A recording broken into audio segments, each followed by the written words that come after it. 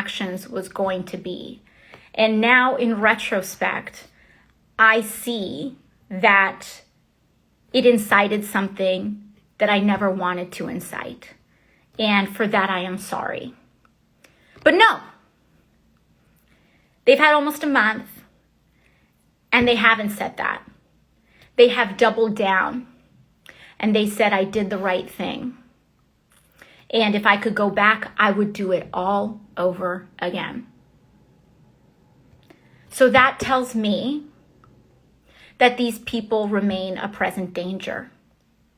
Because what that tells me is that when given another window of political opportunity for themselves, even if they know that it means that it will endanger their colleagues, they will do it again.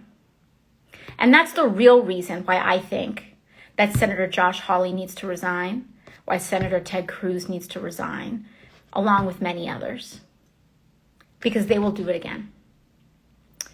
Now let's move on to the story.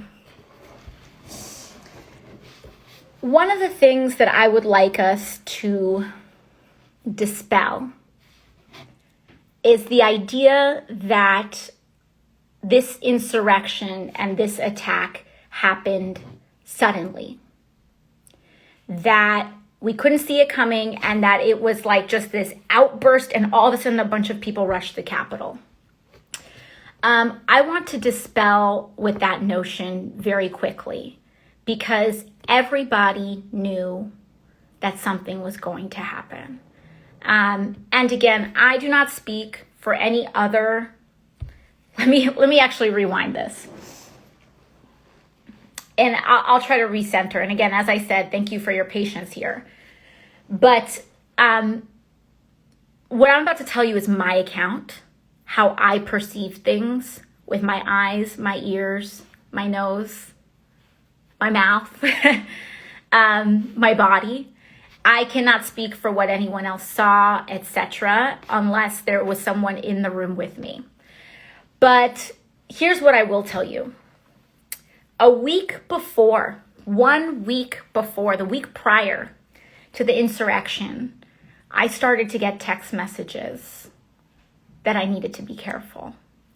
And that in particular, I needed to be careful about the 6th.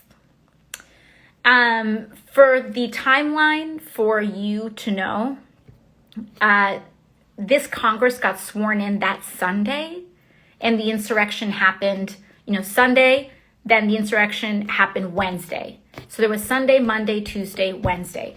I probably started getting text messages about having plans for my safety, or me trying to figure something out about Thursday. And those text messages came from other members of Congress.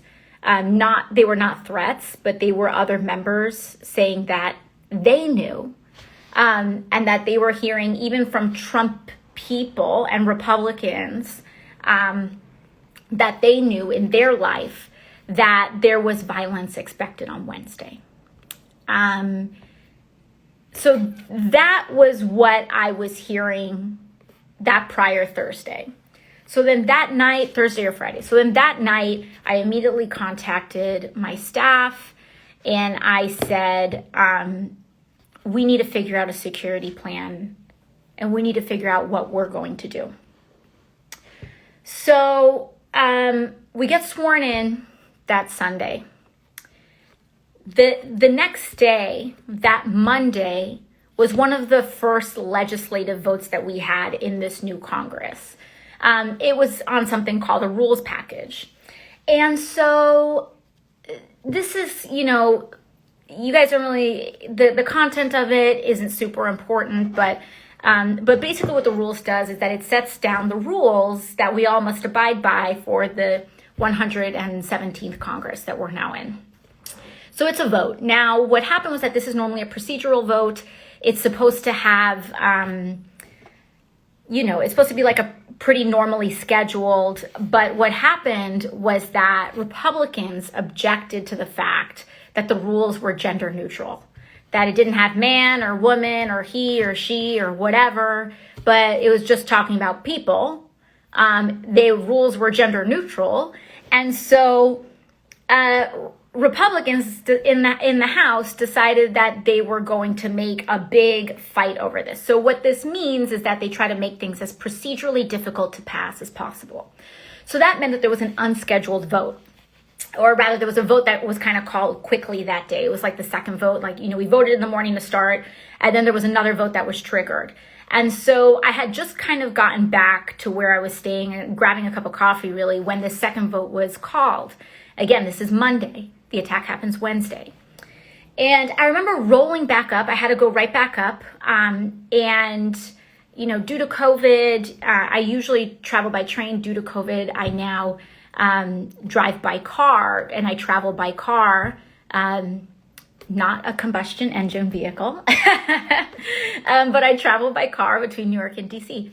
And so I drove up, and so I drove up to the Capitol, and I thought I got really lucky because I found a parking spot right in front of the stairs that go up to the Capitol. And I was like, nice, this never happens. Usually I have to park in the boonies and walk all the way over. And so I park. And what I start to notice is that this crowd of insurrectionists is already in town. So people want to make and pretend, and a lot of these Republicans want to act like this all happened on Wednesday. But these people started coming on Monday. And so when the vote was called, and they were holding rallies and doing all of this stuff, starting on Monday of that day. So when the vote was called, people started, this crowd that would eventually rush the Capitol, they would start running and coming near the Capitol when votes were called to see members of Congress walk in. And so I park my car. And I park right in front of the Capitol, but actually there's a fence right behind. It's kind of like if you're in New York City, I'm sure other cities do this too, but I'm just speaking to my experience. When you guys go to a parade and there's just that aluminum fencing to keep to mark off the parade route, and it's just waist high, just aluminum fence, and sometimes the police pull it aside to let people cross the street. There was just one of those in the perimeter around the Capitol. And there are all these people with these huge flag poles with the spear tips and whatnot. I remember seeing all of this and being this is weird. That's suspicious. Because if you so much as say Black Lives Matter around the Capitol Hill complex, it's 9 barricades go up. If you see the protests and the amount of militarization from last year's protests, it was boom, boom, boom, boom. National Guard comes in, all these militarized people are around. And here you have, we know that violence is coming. I've been getting all of these, text messages. I've been getting people, and including other members of Congress, telling me that I need to be careful. Lots of people saying that violence is expected on the 6th. And there's just a waist-high parade fence, just one layer deep of it, by the way, not even multiple, just one little inky-dinky aluminum fence around. And I was well, that's kind of weird, but, maybe they plan on putting up more tomorrow because it is Monday, right? It's Monday. They're really expecting violence on Wednesday, so maybe they haven't put it up yet. Maybe it'll kind of come up tomorrow. But that thought was kind of coming into my head. And so I come up and I go in to vote. And I come back down, and there is a crowd of Republican kind of Trump people that have crowded behind my car. And my car, again, is maybe 2 feet in front of them, no joke. And there's just this one little aluminum fence between them and this crowd of people. So they see me coming, and they're so hyped that they see me coming down. And so I'm coming down, and they're hey, it's AOC, blah, blah, blah, blah. And I honestly just like play along. You know, one of the things that that some of like my campaigns and organizers tell me is that, you know, people may have a certain impression of me, but when they actually meet me in person, I like to think I'm a little disarming. You know, because I actually engage people, and especially when Fox News has kind of like drummed me up to be this like crazy cartoon character, when people meet me in person and I'm not that crazy cartoon character that they've created on television, like people don't really know what to do. So anyways, I kind of come down and these people are like, AOC, blah, blah, blah. And so I walk down towards them and they're right behind my car. And they all pull out their phones and they say, hey, AOC, why do you hate this country? Recording me. Why do you hate this country? And I look back at them and I said, hate this country? I was like, I love this country. That's why I dedicate every day of my life to it. Who would do that if they hated this country?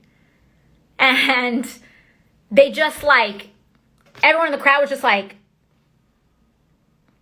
well, what? She's driving a car. She's driving a car. Like they didn't know what to say in that moment.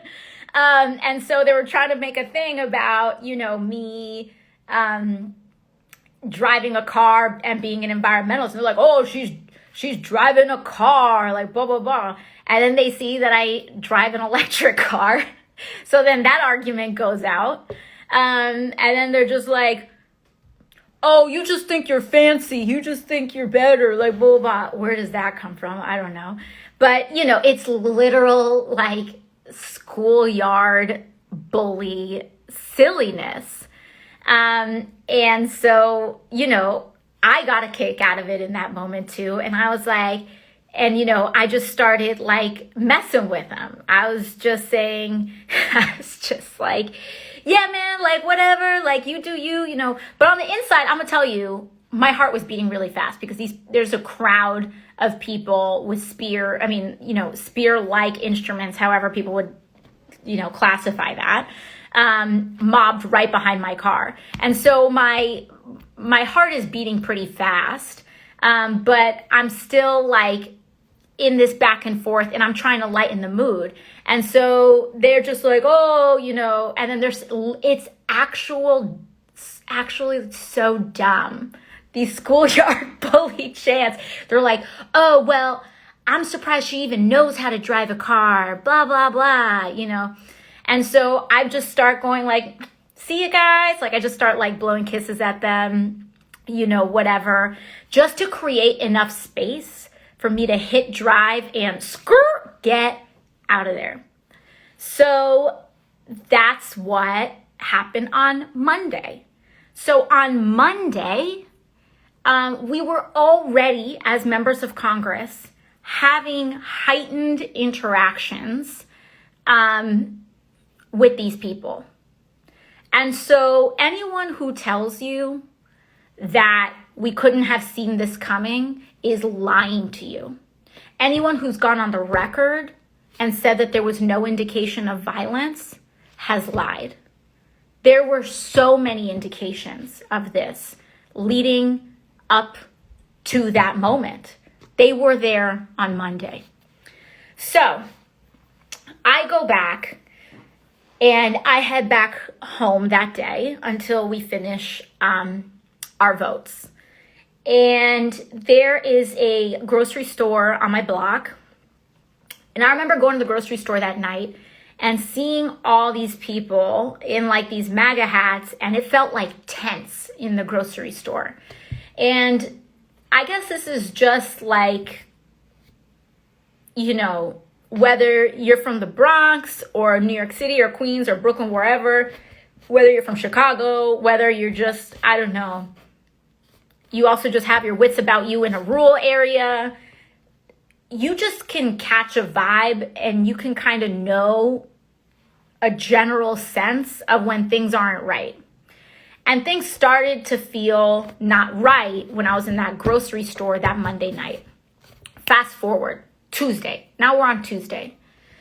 And we're at there next Tuesday, and another vote, it was another voting day, vote was called.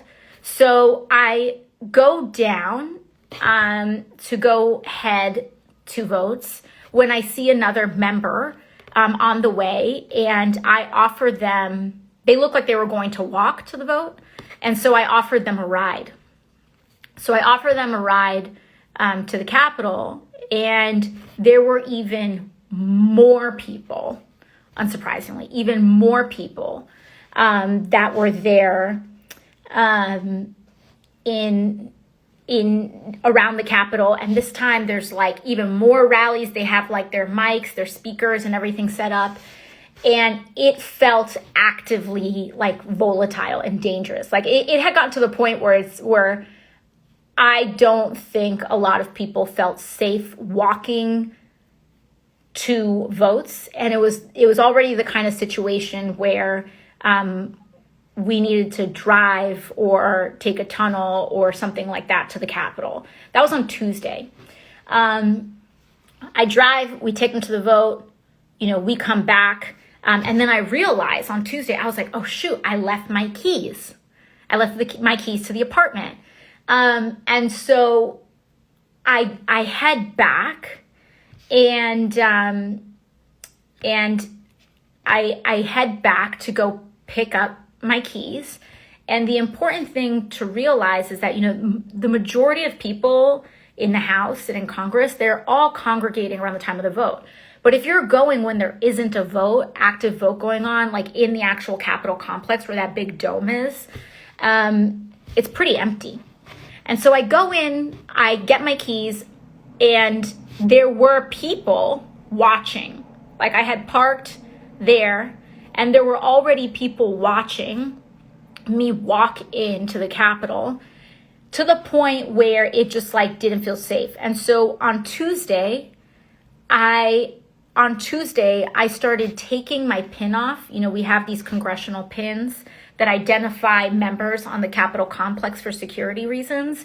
And ironically, by Tuesday, I was already taking my pin off by the time I left the building, so that if someone was looking from far away, they might think I was just, another 5'4", 5'5" girl walking around that might be an intern. And so I was already taking my pin off and making proactive measures because I already felt unsafe on Tuesday. I head back to the grocery store, and I go in to buy a bottle of matcha tea because I needed the parking validation. And I go in to buy a bottle of tea, and the tension in the grocery store with these people already started escalating to the point where it literally felt like people were looking at me in the grocery store, deciding what they were going to do. Like, are we going to do something right now? Like they were I could see the calculations going on behind their eyes. And it was 100% like when you're in a bodega at 1 o'clock in the morning and you don't know if someone's about to get jumped. It felt like that in a bougie grocery store. Like, it was crazy. I mean, what? Anyways, so starting like around noon that day when I was in the grocery store, I had already come to the conclusion that it was not safe for me to be outside. 24 hours before, it was not safe to be outside.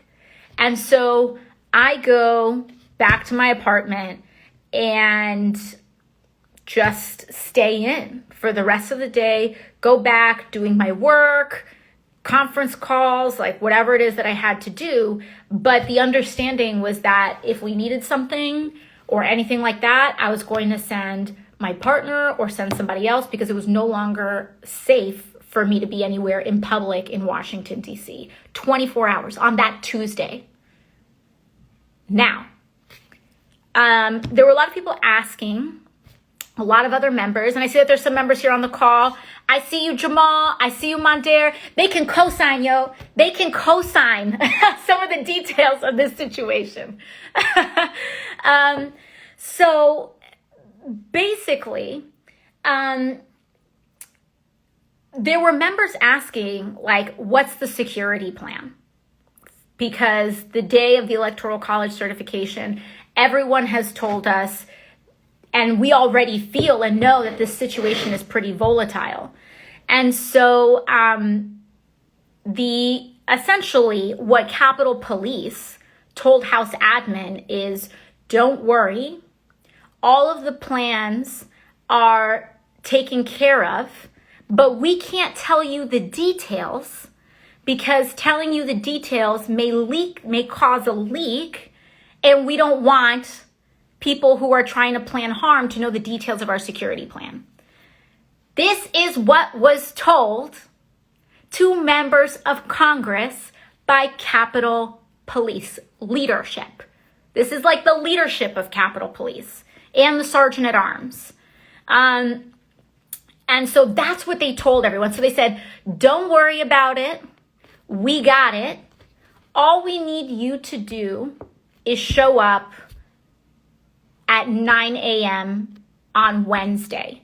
So for context, most members of Congress, our days are very busy, even in Capitol Hill. So sometimes we're in our office, sometimes we're visiting an event, sometimes we go back to, especially during COVID, a lot of members may work out of their homes or apartments or whatever. So there are members all over the Capitol.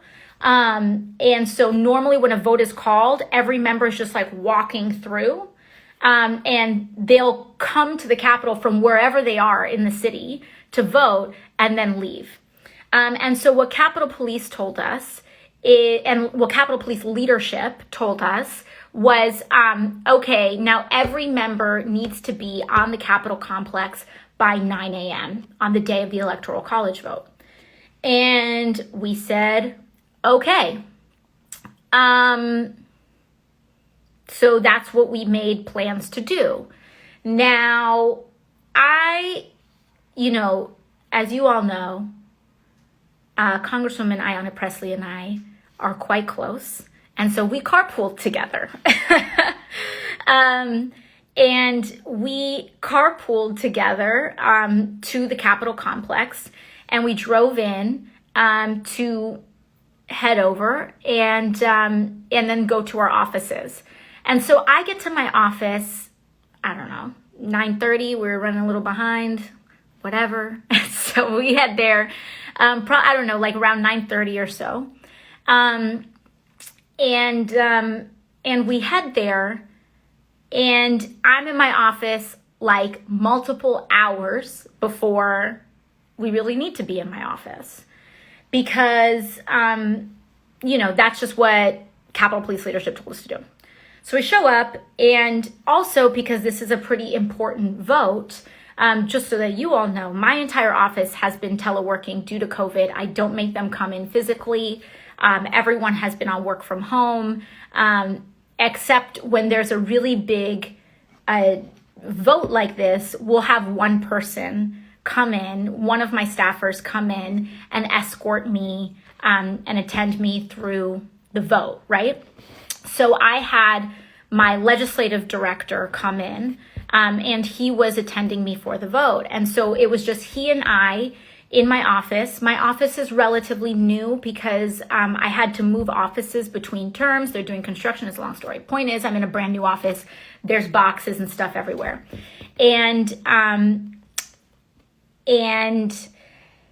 so I'm with my legislative director. We're there at 9 a.m. And since I had to be there, ironically, hours before my vote, get this, we scheduled my vaccine appointment that morning. And so I figured, well, if I'm going to be here for a couple of hours, I'm eligible for sorry about that. I'm eligible for my second dose. And so I'm going to go and get my vaccine since I've got a couple of hours to spare. And so I'm going to go grab my second dose. And so I headed down And so for you all to know, there's the Capitol Hill complex, but members of Congress, except for, the speaker and other very, very high ranking ones, don't actually work in that building with the dome. There's buildings like right next to the dome, and that's where our actual offices are. So, so what happens is that I go and I grab my vaccine, and I go and have my vaccine appointment, and I head out there and I go to get my appointment, and I go and I get the shot. And I took a video for you guys. Maybe I'll share it to my IG story after this live is done. And so I took a video. I said, I told you guys I was going to tell you everything about what was happening with the vaccine and the side effects and whatnot. And so I was recording my second dose. And so I recorded myself going down.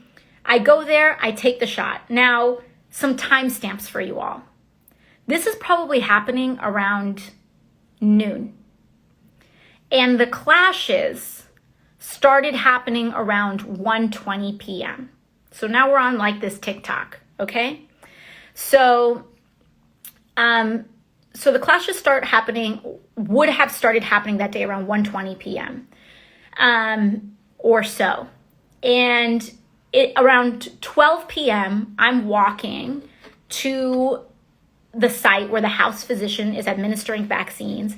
I'm recording. I'm like, hey guys, I'm going to grab my vaccine. I'm going to tell you what it's like, blah, blah, blah. I record the shot going into my arm, same way that happened last time. And then after you take your vaccine, you have to sit. If some of you, especially medical professionals, etc., have seen or know of someone who has gotten the first shot yet,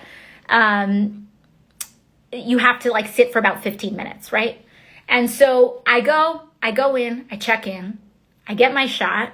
I'm asking the nurse all these questions because if I'm going to be completely honest, so much love to the nurse that gave it to me. This one hurt a little bit more than the first one. So I was like, is this the same dose? Are you guys putting more in? Is the volume different? But no, everything is the same for you to know. But whatever, this one just poked me a little bit more this time. And so I get my shot, and then I sit for about 15 minutes for the observation period. So I sit there. God bless everyone and the house physician's office. They did an incredible, wonderful job. And they, my observation period went fine, and they let me go. So I start walking back to my office, and my arm hurts. My arm's a little sore, right? And I start heading back to my office, and the walk back is a considerable walk. I head back to my office. We get back in. My legislative director's name is G. And so G and I head back to my office, sit back down. I go back to my office. G is in the legislative office. And I'm kind of thinking to myself, you know what? This is really messed up that G has to come into work today because this electoral college certification has just gotten so out of control and so contentious that I'm going to order us a really awesome lunch. And so I start scrolling, and I want to order I'm going to get us an amazing lunch. I'm going to get us a banging lunch, because, it's just the right thing to do. And so we start doing that, and I start trying to figure out where I'm going to order lunch from. And my chief of staff calls. Now, this is around 12:45 p.m. So my chief of staff calls me and asks me, hey, how are you feeling? And I told her, I'm feeling great. I'm feeling amazing because Reverend Warnock and John Ossoff had just won the election the night before. And I was feeling sick to my stomach on Monday and even worse on Tuesday about Wednesday. It just felt like this tension was I thought I was going to really throw up. I felt so scared the 2 days before that about what was going to happen on Wednesday. And then when when John Ossoff and Reverend Warnock won that election, I mean, I was singing Nina Simone that morning. I felt like it had just taken a weight off of all of our shoulders. And it was just an outcome that was just beyond our wildest dreams. And so when she said, how are you feeling? I said, I'm feeling amazing. And part of me even naively felt like maybe that will take the wind out of these people's sails a little bit, because the Senate is ours. The Senate belongs to the people now, and the Senate has been won. And so I was feeling great. And so that conversation lasts about 15 minutes. So that takes us to about 1:01 p.m. And I go back to scrolling through lunch options for what we're going to order, when all of a sudden I hear boom, boom, boom, boom, boom on my door.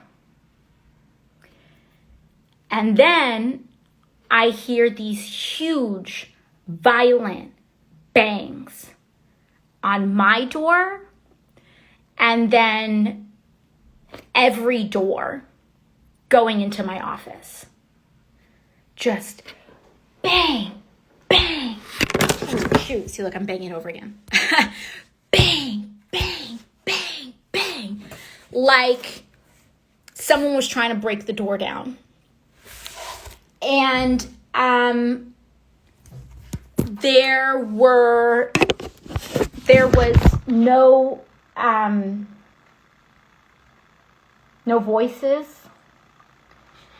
There were no yells, no one saying who they were, nobody identifying themselves, and just boom, boom, boom. And I just get up like this, and I run over to the legislative office, and I run over to G. And G just looks at me back, and he just goes, hide, run and hide. And so I run back into my office. I slam my door. There's another kind of like back area to my office, and I open it, and there's a closet and a bathroom. And I jump into my bathroom, and I close the door. And I just keep hearing these bang, bang, bang. And I jump into my bathroom and I close the door. And then I realize that the bathroom was the wrong choice. I should have jumped into the closet. And so I start opening the door to the bathroom so that I can. Oh, sorry, you guys can't hear me. So I hear these bang, bang, bangs, and I start opening the door to my office, and I start opening the door to my bathroom, and I'm gonna run across to the closet. And sorry, you guys said I'm muffled, so let me repeat this part a little bit over again. Sorry, this is a little hard to hear, guys. I'm trying to as you know, my phone keeps falling. And so basically, I go into the back, and there's a bathroom, and then there's a closet, and I jump into the bathroom. And I immediately realized that I shouldn't have gone into the bathroom. I should have jumped in the closet. And so I open the door when all of a sudden I hear that whoever was trying to get inside got into my office.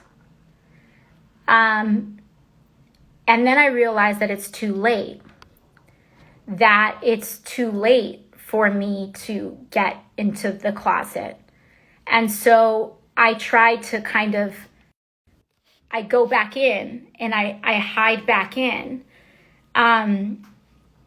the bathroom behind the door. And then I just start to hear these yells of, where is she? Where is she? And I just thought to myself, they got inside.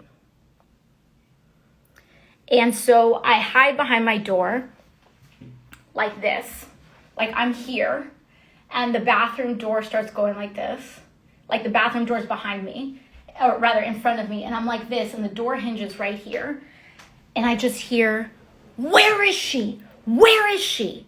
And this was the moment where I thought everything was over.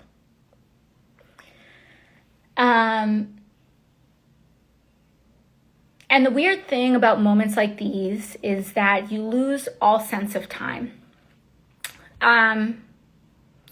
In retrospect, maybe it was 4 seconds, maybe it was 5 seconds, maybe it was 10 seconds, maybe it was 1 second, I don't know.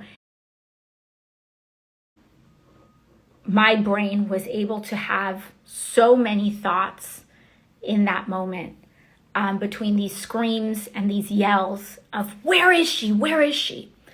And so I go down and I thought I was going to die. And I had a lot of thoughts. You have a lot of thoughts, I think, when you're in a situation like that. And like also one of those thoughts that I had was, I just happened to, be a spiritual person and be raised in that context. And I really just felt like, if this is the plan for me, then people will be able to take it from here. I had a lot of thoughts, but that was the thought that I had about you all. I felt that if this was the journey that my life was taking, that I felt that things were going to be okay. And that, I had fulfilled my purpose. Anyways, sorry guys. So anyways, as I'm hiding in this bathroom,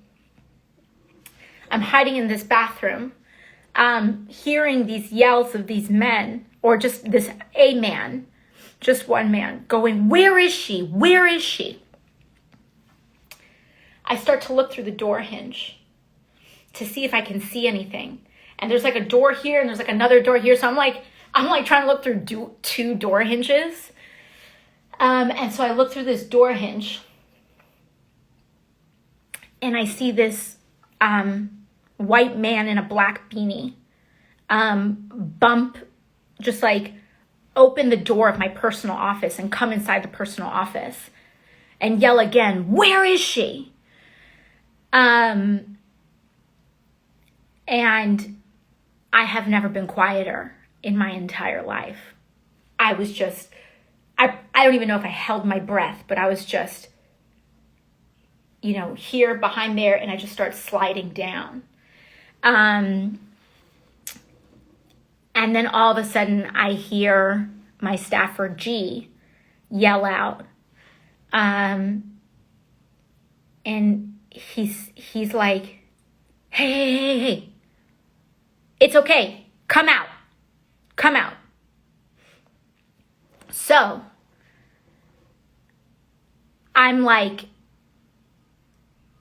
I don't know, so deeply rattled. I'm still processing the end of my life when I come out. And I come out, and this man is a Capitol Police officer. But the story doesn't end. It's a Capitol Police officer. There was no partner, was not yelling, Capitol Police, etc., etc.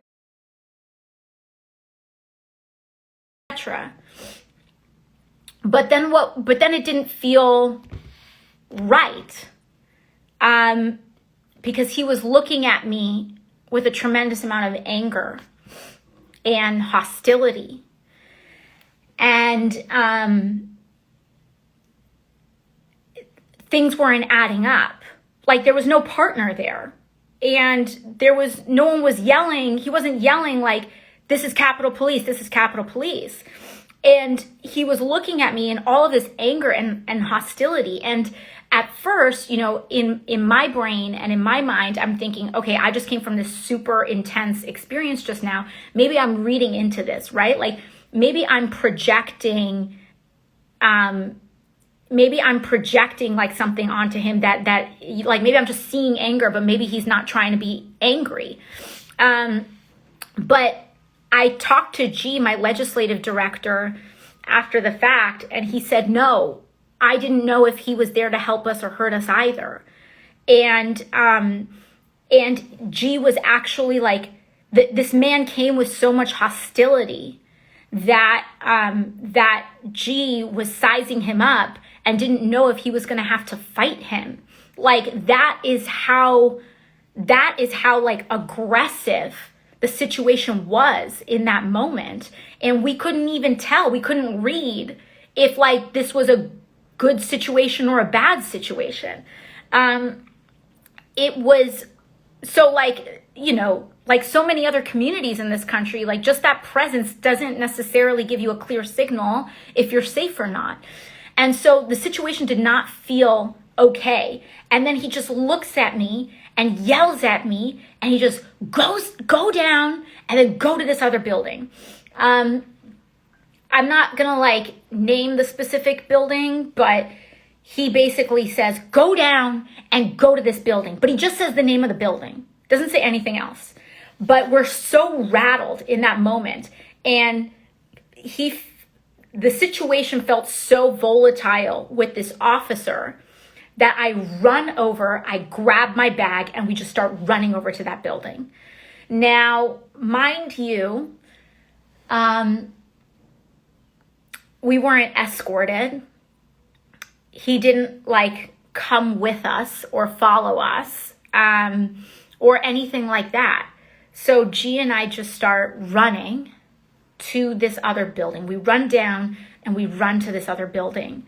And it wasn't until we get to that building that we realize he didn't give us a specific location. He didn't give us a room. He didn't give us a place to go to.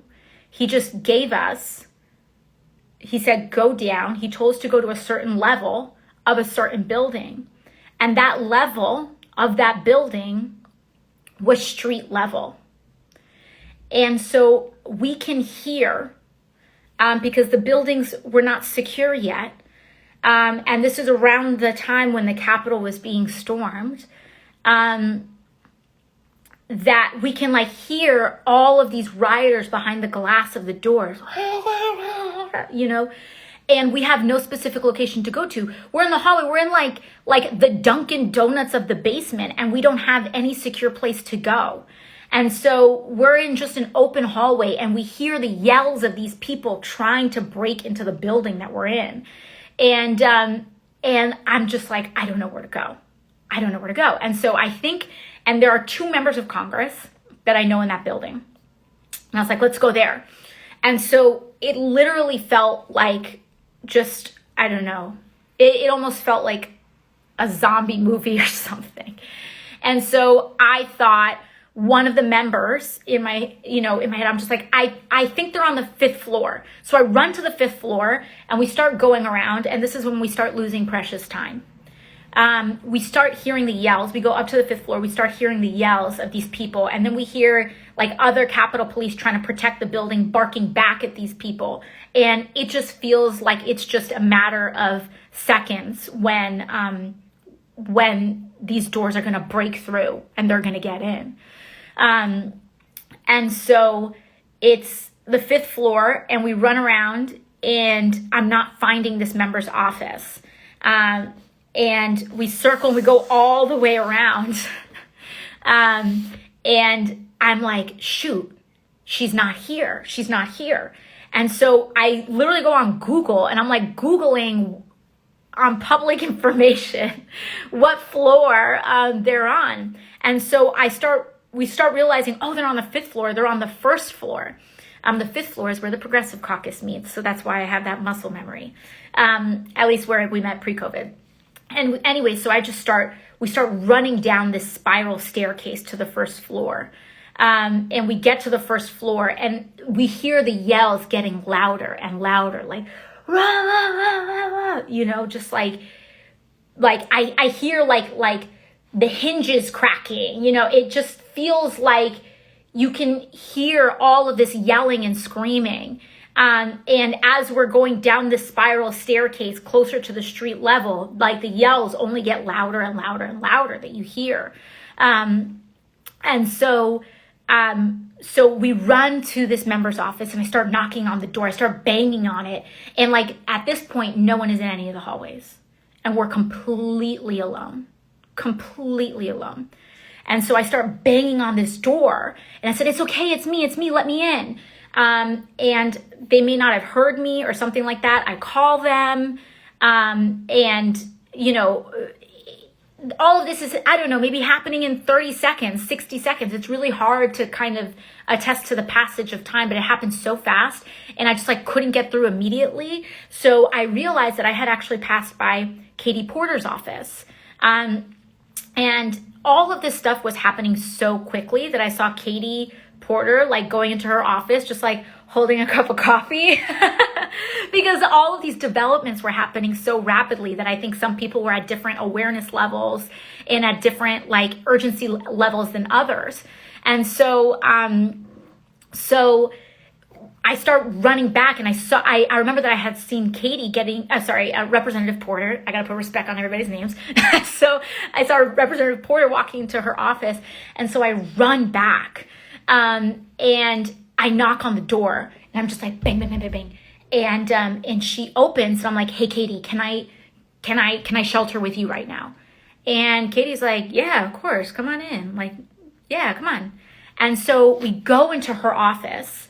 And I'm at like a 10, right? Like I am at a full 10, fight or flight, thought I was going to die like 10 minutes ago, then thought I was going to die again, because I have to tell you that when I was banging on this door, I had thought, fully expected that by this point the building had been breached and there were people walking the hallways. Like this was what I had fully expected to be having been gone on in that moment. And so when we're outside in this hallway alone, I'm banging on this door and I'm thinking, and I'm fully expecting one of these insurrectionists to turn the corner with a gun and that it would be over again. And so we run back, and I'm like at a 10 because I've probably had 2 times today that I already thought that I was going to die. And I'm like, getting to bust into Katie's office, and Katie's like having a cup of coffee. Like, I think the information's still trickling in, etc. And so I start, ripping through Katie's office like a mad woman. Poor Katie, I'm like opening every closet. I'm opening every nook. I'm opening like every cranny, looking for where I'm going to hide when they get into this office. And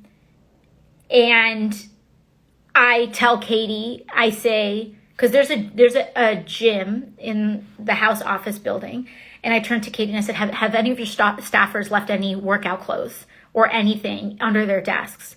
And she was like, yeah, like I'll check.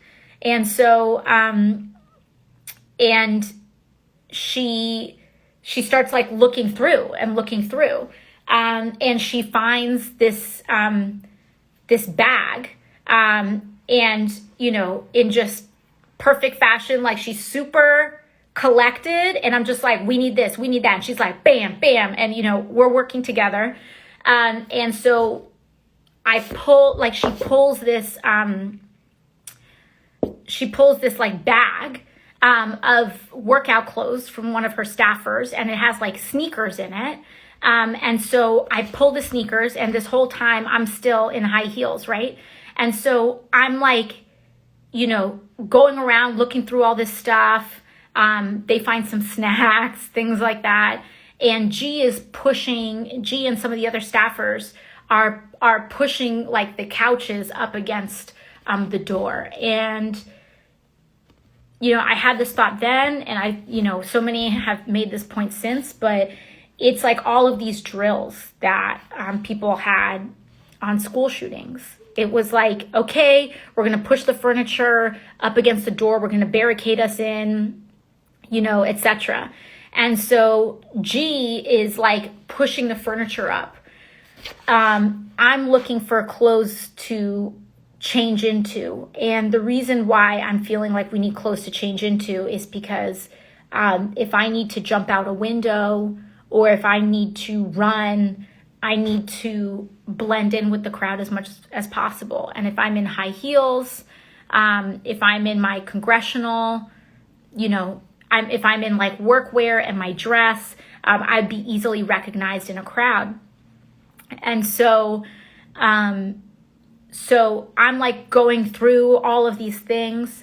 And Katie has an extra like puffy jacket, and so she gives me her extra puffy jacket. So I'm in like this puffy jacket, I'm in someone else's puffy jacket, I'm in someone else's sneakers, and I'm fully just like bracing for impact for these people to breach the perimeter of our building. And so many things happen in this period when we were sheltering together. And like all these crazy thoughts go through your mind. And even like just racially, even Katie and I were having these conversations, and it's like it like where you feel like we as members, our nameplates are next to our offices, and it's like, are some offices safer than others because they have white sounding names, or because they have male sounding names, or like who would be safer to hide in because you would expect them least in that office, like all these crazy things that you're thinking. And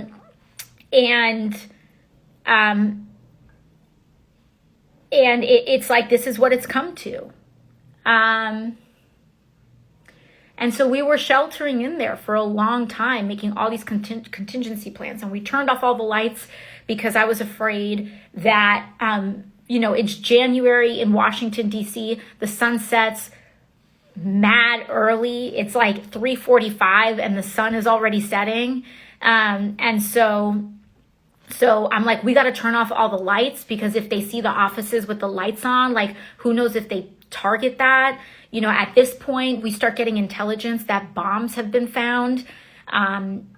One about like 1 block away from where we were, 1 or 2 blocks away from where we were, and then a second one like 3 blocks away from where we were. And so I'm also fully expecting, or maybe not expecting, but I'm wondering, like, or feeling or preparing for one of the wings of the building to explode, because we had gotten intelligence that there were bombs found very close to where we were. And so we're sheltering, and I'm thinking, what do we do if the building explodes? What do we do if this happens? What do we do if they break into this office that we're in? And, through all of this, what also felt crazy traumatizing is just feeling like there were people that were willing to do what they needed to do. The incredibly brave staffers that were with us, G and Katie staffers, and others that were with us, and that they were making decisions to put themselves between us and any potential danger that would break into that room. And you really struggle with that, because those aren't your decisions, and you don't want anyone to do that. But people say, no, I'm going to do this. And you really sit with that, with the weight of that. We had these emergency hoods. And I find out later, when we start getting these emergency announcements, that when they were evacuating our building earlier that day, we were supposed to take our emergency hoods with us. It's a long story. Point is that they're emergency supplies. We were supposed to take our emergency supplies with us. And that Capitol police officer didn't tell us anything about that. He didn't tell us bring your hoods. He didn't tell us do this. He didn't tell us do that. And what's really weird in the aftermath of that situation is that after you see the videos, after you hear about what happened with Capitol Police leadership, after you know that leadership knew about the threats of violence and didn't prepare adequately for it, you start thinking back at all of these things. And, I think about that officer and just the uncertainty. Did he not say that he was Capitol Police on purpose? Did he lose himself in that moment? Did he not give us the extraction point location because he forgot? Or was he trying to actually put us in a vulnerable, situation? Just the very uncertainty that you don't know if that person was actually trying to protect you or not is already deeply unsettling. And, I'm not here to say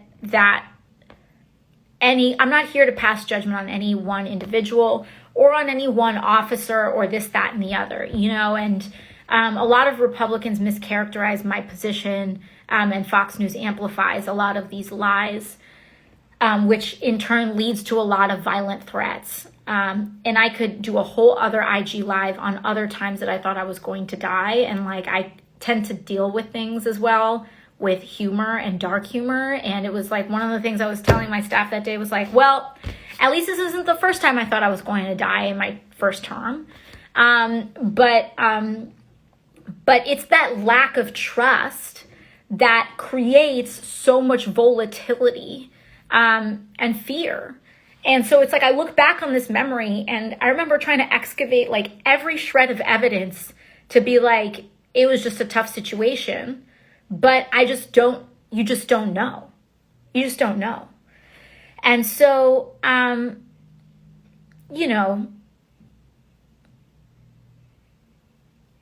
it's an intense situation.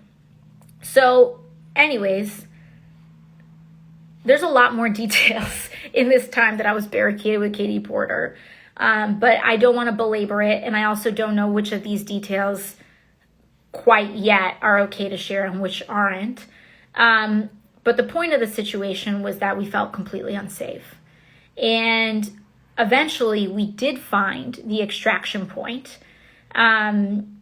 We did find out what the extraction point was, and we found out that all the members of Congress were being directed to this one point. And with the amount of uncertainty in this situation, I just felt like I'm not going there.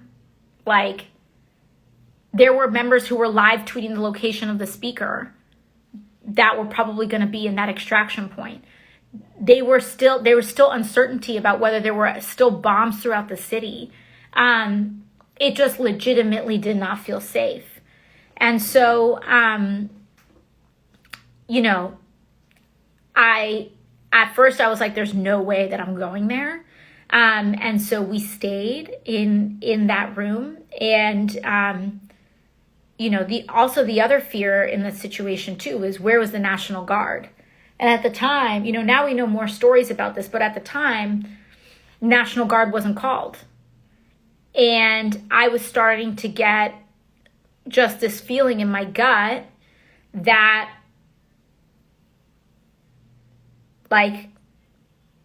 in any other situation like this, they would be called, they would be here.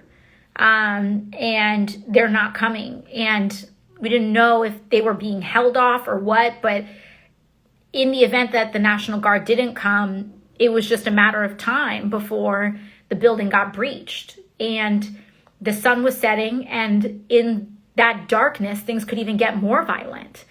And so we were just, we didn't know what was going to happen. And so we were probably barricaded in that in that room together. I don't even know how many hours, 5 hours or so.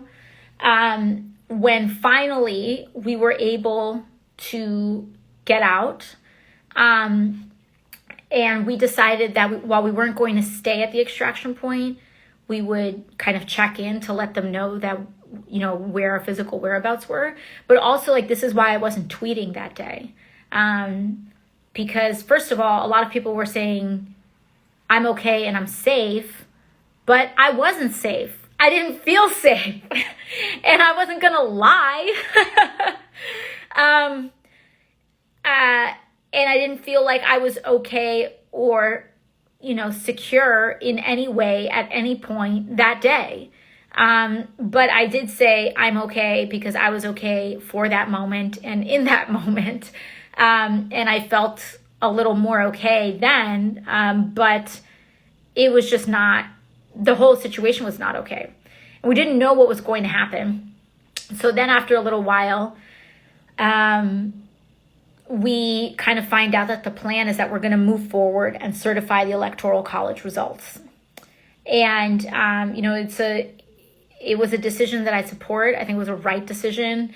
Even in the moment, though, I was like, what are we doing? Either way, it didn't feel like anything we could do was safe. And in truth, that was very much a possibility, that nothing that we did was a safe option. But ultimately, we made the decision, and leadership and, folks made the decision that we were sent here to do our duty, and our duty was to certify the results. And that's what we're here to do. And no amount of insurrectionists are going to divert us from that central task of upholding our democracy. But then we had people who still want to challenge the results. And so at this point, there were still going to be quite more votes because there were people still trying to delay and challenge the election results after multiple people had died in the violence of the insurrection. So that meant that we had to wait. And so with the building feeling more secured in that moment, I walked over to my sis, Ayanna Presley's office. And Ayanna, in true form, texts me and she's like, come and eat. So so I go to her office. She and her staffer, Sarah, made sure that I was fed and that I had something to eat.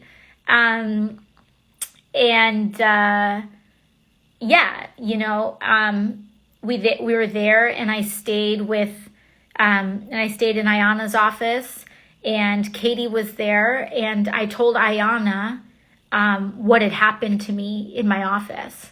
And I didn't realize, because I was at that 10 and being so intense in Katie's office, that in all those hours we were barricaded together, I actually never at any point said out loud to her what had happened. And so I was just in Katie's office, out of 10, where are the closets? What's the exit thing? Shut the curtains, close the lights, all this other stuff. And it wasn't until she was there and I was telling the story to Ayanna that I realized that I hadn't even told it to Katie. And then Katie was like, oh, this is why you were out of 10. And so we stayed in Ayanna's office, and we were there until about 4:00 in the morning. There's other details too. I'm just not ready for that right now. But yeah, and I stayed with Ayanna, and it was when I told the story to Representative Presley, she told me right away, like, that what you experienced was traumatizing and you need to take care of yourself. And it was like having her as a friend and a sister hear what I was saying and tell me that, mentally, it forced me to pump my brakes and be like, oh.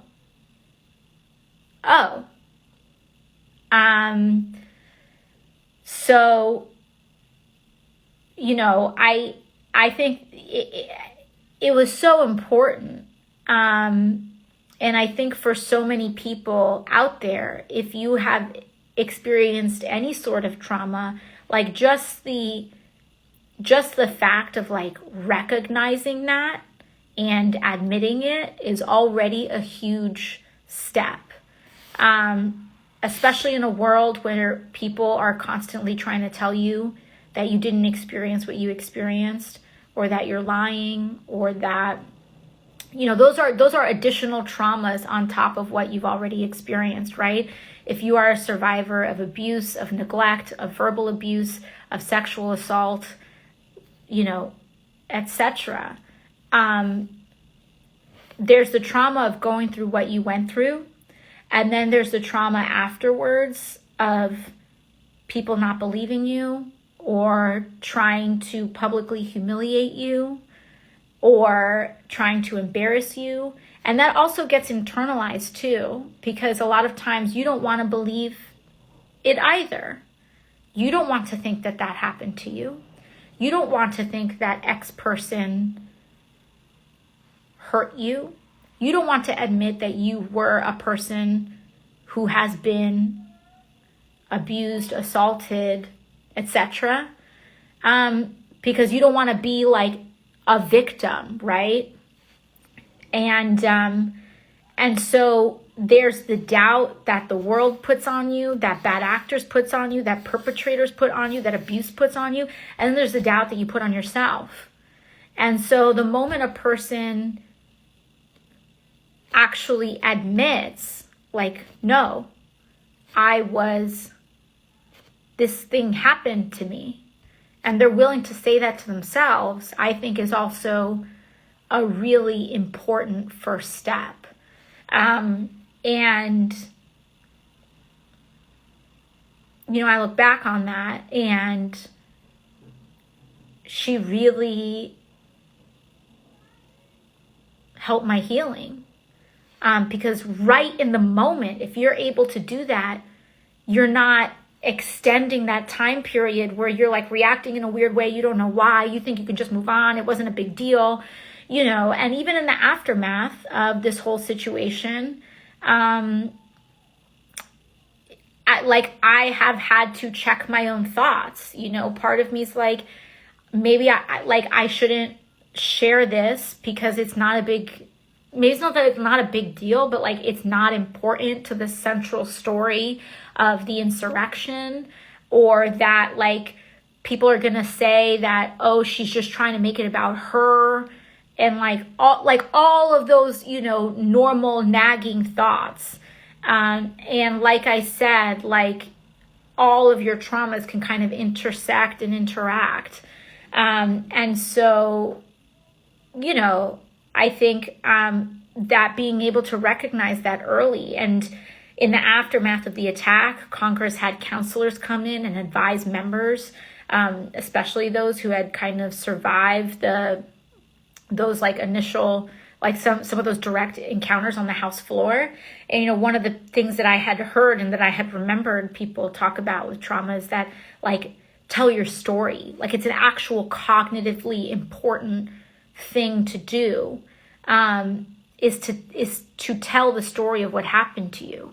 And then sometimes you just say it a lot and tell it over and over and over again. And that can be a tool for helping a person with healing. in all traumas. And so, again, just like I said at the very beginning of this, like, my story is not the only story, nor is it the central story. It's one of many stories of what these people did in creating this environment. And these folks who are just trying to tell us to move on are just like pulling the page. They're using the same tactics of every other abuser who just tells you to move on, of that man who touched you inappropriately at work telling you to move on. Are they going to believe you? Or the adult who, if they hurt you when you were a child and you grow up and you confront them about it and they try to tell you that what happened never happened. Or, the countless people who tell women and non-binary people that, they're constantly trying to get attention just for existing and just for saying that they exist. Like, these are the tactics of abusers. And this is at a point where it's not about a difference of political opinion. This is about just like basic humanity. And that's what these people don't get, because they have shown that, we knew that violence was expected on the 6th. We knew that violence was predicated on someone telling the lie, the big lie about our elections. We knew all of this in advance. We knew that violence was planned for the 6th. We knew that violence depended on the lie, on someone upholding the lie that our elections were fraudulent. Lies that Republican secretaries of state said were a lie. Republicans had said it was a lie. Republican governors had said it was a lie, etc. So we knew in advance that violence was planned. We knew that violence needed someone to tell the lie. And these senators, Ted Cruz, Josh Hawley, knew that it was the lie. And they knew that these violent people needed the lie. And they chose, because they thought it would be politically advantageous to them, they chose to tell the lie. All of these things were known in advance. And then 5, 6 people have lost their lives. Others have lost eyes, limbs. Many more have been traumatized. And yet, after all of that, after they perpetuated that lie, amplified that lie, knowing that violence needed that lie, after they told that lie, after they saw people lose their life on the steps of the Capitol, afterwards, not even an I'm sorry. Not even I didn't know that me doing this would result or contribute to this violence. And if I had known, I wouldn't do it, and I'm sorry. If in the last 3-4 weeks we heard that, my response would be a little different right now.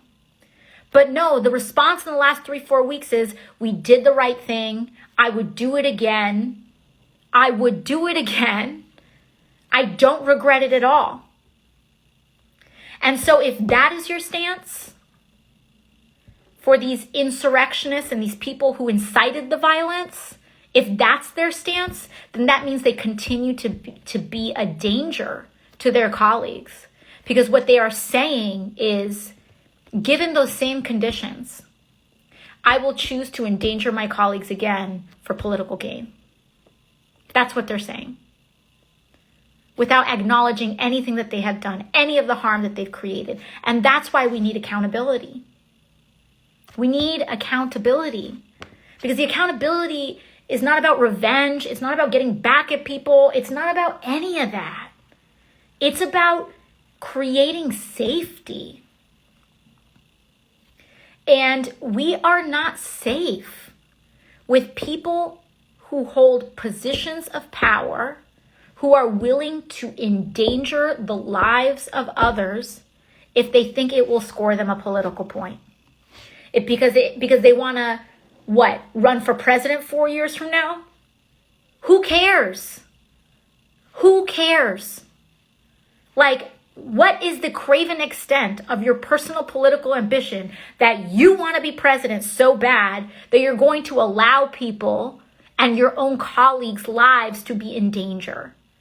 Because you think it's going to win you Trump's base. And also, from the perspective of a politician, let me tell you, Donald Trump, he runs a cult of personality. That's not going to transfer to you so quickly and easily as a little base. It doesn't work like that. So even from a political perspective, they are just laying out all their credibility, all their reputation, anything that they could potentially have to be taken as a good faith person in the future to lay down for someone who just will do nothing for them unless it will personally enrich or benefit him. So it doesn't make any sense. So not only